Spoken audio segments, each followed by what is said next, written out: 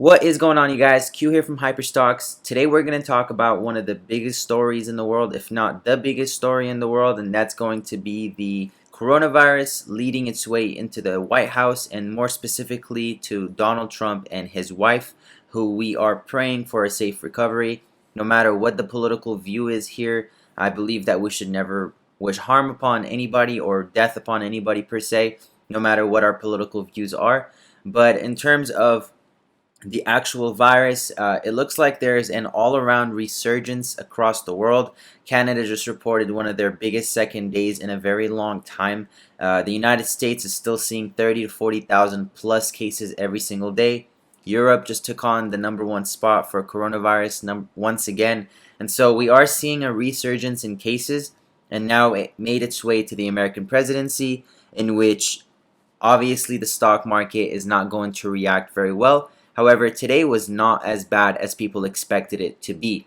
When the news came out yesterday, the market had dropped 400 points in the futures, and it looks like we opened 400 points below. We gapped down all the way down to around 331, came down and bounced right off the 10-day moving average as a market, and we even pushed back up to fill the gap up to 337 at one point before range trading for most of the day. You can see that most of the day was spent right around this range.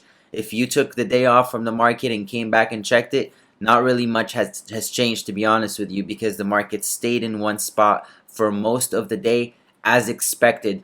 Now, we ask ourselves, why do things happen on the market, or why did that happen? Why did we just range trade all day? Why didn't we sell off? Why didn't we leap up? The reason why is because, and this is my professional opinion, I would say that the market is really based on historical analysis, and historical analysis tells us a lot about the future, given the fact that we've never had a case of an American president catching a virus that's lethal to people of his age per se. Donald Trump being, I believe, over 70 years old.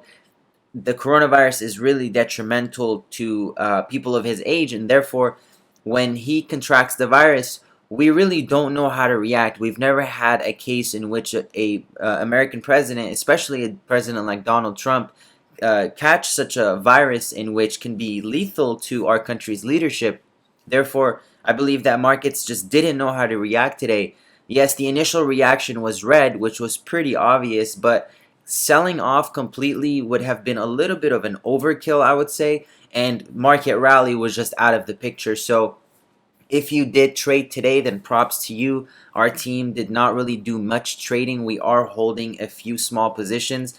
And so now the question becomes really is, what do we do from here? As day traders and swing traders, how do we react, or how do we handle the market doing what it's doing? And the best thing I could say right now is, I would say just take on smaller positions, or maybe leave it all alone together and just watch.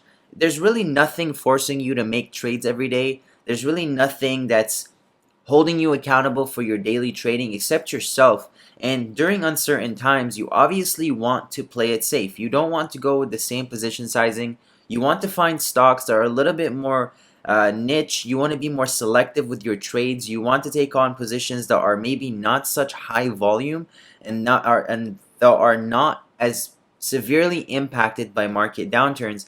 And you also want to focus on the SQs. You want to be able to trade SQQQ when tech markets are coming down, but you don't want to do it on a day in which we're just range trading. Notice how today we managed to make a very, very significant support at 3:31 in the morning, and then we moved up and made a very significant resistance at 336, and we stayed between those 2 points all day. Had we broken out, now we have a direction, which is a bullish direction. Or had we broken lower, now we know that we're going further, and you can play your SQs. Therefore, it's all about being patient during these times, being super selective with trades, and then also getting in and out of your trades quickly and as fast as possible if you're not planning on swinging them, and if it's not showing healthy signs of swinging. You can even see stocks like Apple. They did the same exact thing as the stock market had done today. Gap down, filled the gap, but stayed in that same range.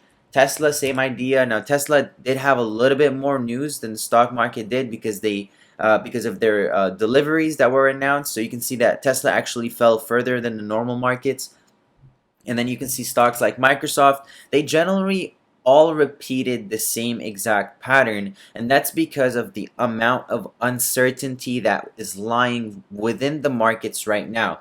As if election wasn't already taking over or bad enough towards the market, now we are seeing the case of coronavirus leading its way to the White House, which, we don't really know what's going to happen. We can't predict the weather until we actually see it happen. And so until then, we really just have to sit back, take notes, take smaller positions, be more selective while we read the charts. Now, if we read SPY's chart, what our main focus is going to be, and that's what everybody's focused on, are we going to push back over 340? And 340 represents the tipping point right at the coronavirus. Remember when we broke out of 340 and we made it to 360?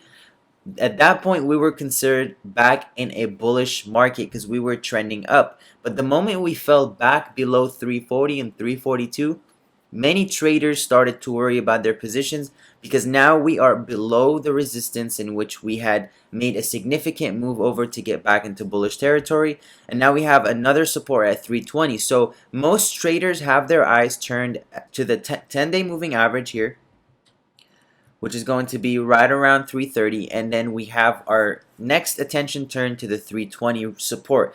If we were to break 320, we will likely come down to around 300 as a market. So we have to be very careful in the next few weeks. We have to play our cards right. We have to be selective, as I stated multiple times in this video.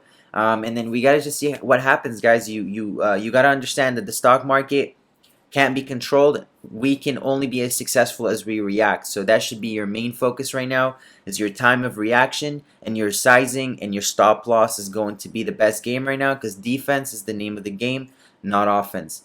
I hope you guys liked this video. I hope you enjoyed it. If you did, please give us a thumbs up. If you want to see more, please go ahead and subscribe to the channel.